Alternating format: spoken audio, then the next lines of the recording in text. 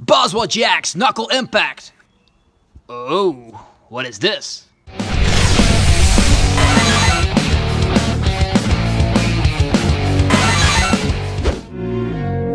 Warning! GX are who needs them, where Hoopa will beat them. So start with retreating, cause we are very good and are totally sweeping. Got Mewtwo in my deck, yes, with a psychic attack. So get out your Boswell, cause in fact we are wrecking them with one powerful smack. Fury Bounce for more HP, you won't be able to KO with C. Weakness policy is totally key to make certain matchups quite easy. Safeguard ability from the past, with max elixir we go fast. That's your DCE and now we're set. Wanna learn more? Ha, I'm glad you asked. We have so much tricks, yes, up our sleeves. Parallel everyone and 1, 2, 3. Special energies we will now retreat. With special charge it's an endless spree. Ninja matches are kinda hard. Thank God Giratina is here to guard. Hoopa is just such an amazing card. Try out the deck and leave everyone scarred. Yeah! Episode 175. Hoopa, aka the attacking Hoopa. What's up YouTube, it's Zapdos TCG here, and thanks again for tuning in for another TCG video on my channel. Today it's episode 175 and we're gonna talk about Hoopa. And on this channel we always talk about the latest competitive Pokemon TCG information, so be sure you are subscribed so you don't miss out any of the future videos, because Sheffield is about to take place this weekend and I'll be attending that regional tournament, so you'll get every bit of information on this channel. Okay. Today we're gonna talk about Hoopa. Hoopa from the Shining Legends set. Hoopa has the Scoundrel guard, which means it cannot be damaged by EX cards and GX cards. And why is this such an amazing ability? Well, it comes back all the way from, I think it was a Suicune that had the Safeguard ability. All of the Pokemon that have this kind of ability are just very good in general, because in this, in the time of filming, GXs are kind of dominant. We have Boswell GX wrecking things up, Galisapa GX, Tapu Bulu, Lapras GX, Lucario GX, Duskmane Necrozma GX, the regular Necrozma GX, Gardevoir GX, Zoroark GX, Lycanroc GX, Dawn Wings Necrozma GX, and Ultra Necrozma GX. So as you see, a bunch of GXs in the format, and all these kind of Pokemon cannot attack Hoopa at all. They might just try Infinite Force or a Righteous Beating or a Knuckle Impact, as you saw in the funny clip at the beginning of the video. It will not work because of this ability. The only time that it will work if they have things like Garbodor with the Garbotoxin ability that just shuts down this ability, then they can try and strike Hoopa, but other than that you cannot hit it. And after rotation, Hoopa will become even better, because shutting down abilities are just so hard. Garbotoxin will fall off the radar. Also Greninja with Shadow Stitching will be gone, so Hoopa will have a field day here with that ability being active turn after turn. Also, the thing you should know is that Alola Muk can definitely shut down this ability, but nowadays nobody plays that. But maybe in the future they will play it to counter Hoopa, because Hoopa is so amazing.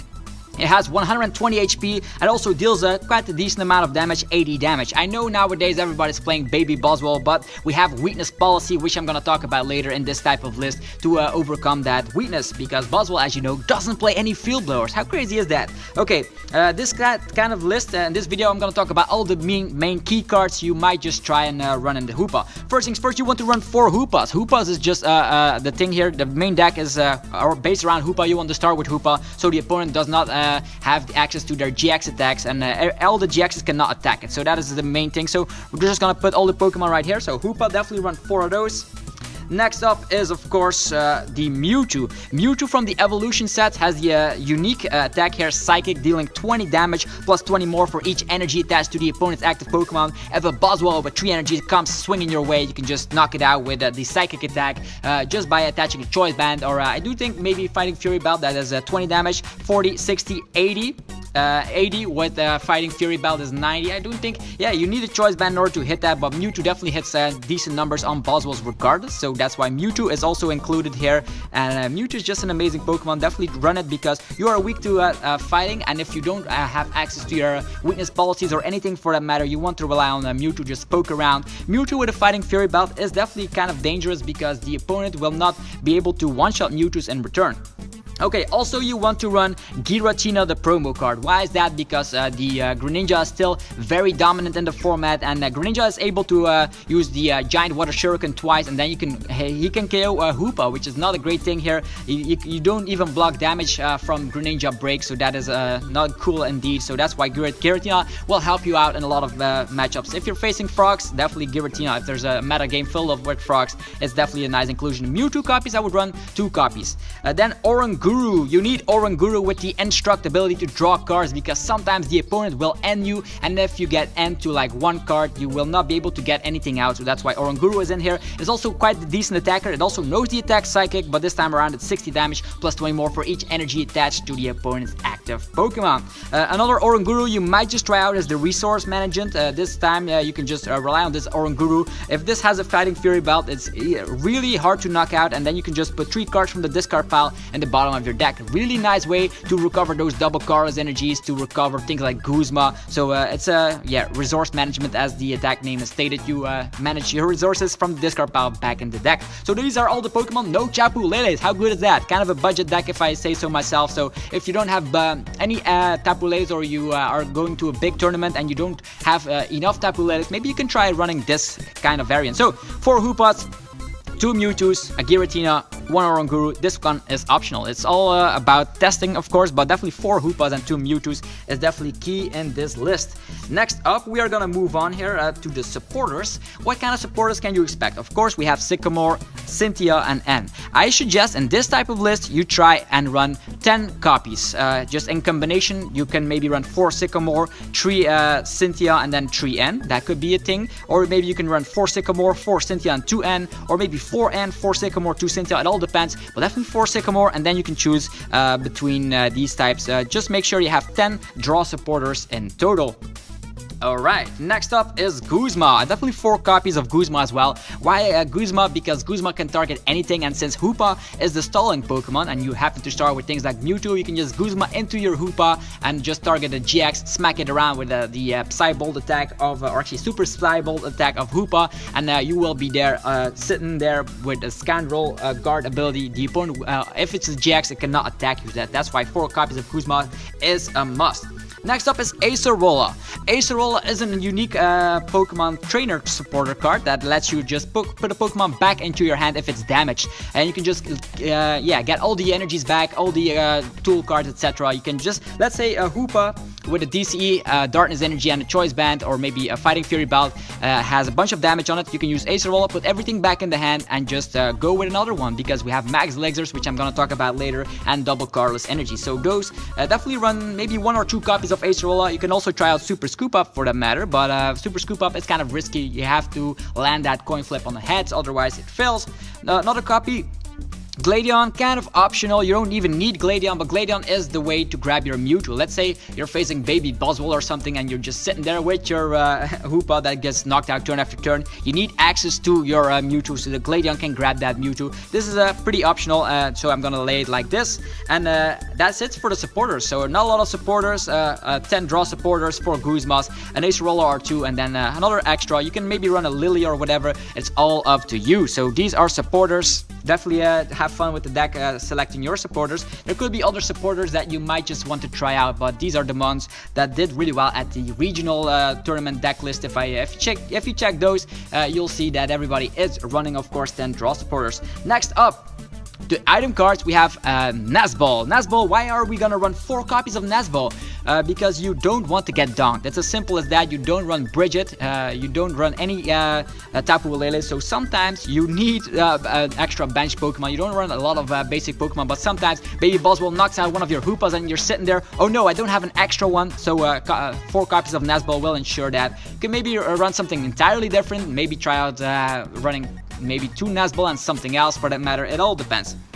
But if you have more Nazballs, you won't get donked that easily. Next up, Max Elixir. Max Elixir will just get your Darkness Energy onto Hoopa really easily. You just bench down your Hoopa, rely on the Max Elixir, boom, get that energy from the top 6. Hopefully there's an energy in there, get an energy equipped it, and after that you just attach a DCE and off you're rolling. Really easy if you just pair it with Acerola. As mentioned, Acerola can put everything back in the hand, so you can just bench your Hoopa again, give it a DCE, and rely on Max Elixir. That way you can just just circle around your Hoopas, which is always a nice thing here. You are a 1-price attacker, so the opponent has to knock out 6 of your Pokemon, and that's why this deck list is so good. The opponent will most likely have a lot of trouble not attacking with the GXs. Means they lose a lot of powerful attacks. As mentioned in the beginning of the video, a lot of GXs will not be able to hit Hoopa at all, so that's awesome. Next, recovery cards. I have 3 recovery cards I want to talk about here, and that's Rescue Stretcher, Super Rod, and Special Charge. In my opinion, you could run 2 or 3 from these. You don't need to run all of them, but if you run all of them, you'll have a lot of resource management as mentioned. So if you're not running the Oranguru, definitely run 3 of those because you'll need them. You need to recover your special energies, you need to recover your Pokemon, and this is a combination between basic energies and Pokemon. So a lot of resource cards. Don't run a bunch of them. 1 of each is very sufficient indeed. Next up is kind of an optional card, is Pal Pad. So I'm gonna lay it like this. Pal Pad can get back 2 supporters from the discard. Why is that awesome? You can get back your Gladion, sometimes you can get back your draw support like Sycamores, you can get your Ents back, your Guzmas, all the supporters you can get back in the deck. This is just a nice way. Let's say early game you use Sycamore and got rid of 2 Guzmas already. This one gets your supporters back in the deck, which is awesome.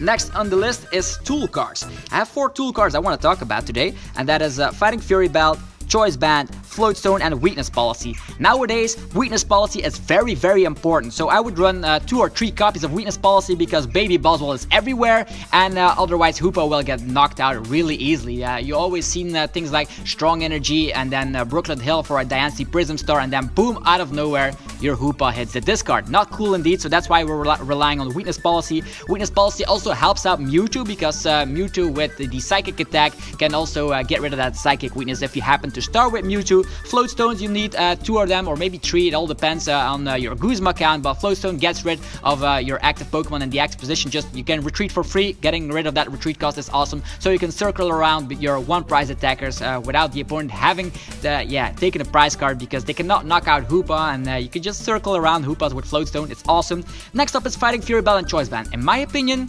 Fighting Fury Belt is better, so I would run 3 copies of Fighting Fury Belt because Fighting Fury Belt ups the HP by 40, and as mentioned, Boswell players do not run Field Blower. They don't have the space in their deck for it, so it'll be not that easy if the opponent sees a Fighting Fury Belt, unless they maybe have to rely on their bigger attacks like Knuckle Impact, but as mentioned, they cannot rely on their GX Pokemon to attack, of course, because Hoopa has the Scoundrel Guard ability. Choice Band is also need to get those numbers there because Choice Band gets an additional 30 damage to EXs and GXs, and with the 80 damage you'll be able to 2-shot most Pokemon. With Fighting Fury Belt it's a little bit harder. That way Hoopa only deals 90 damage, and 90 damage times 2 is 180. That's definitely not enough, so you'll have a little bit of a tough time ahead of you.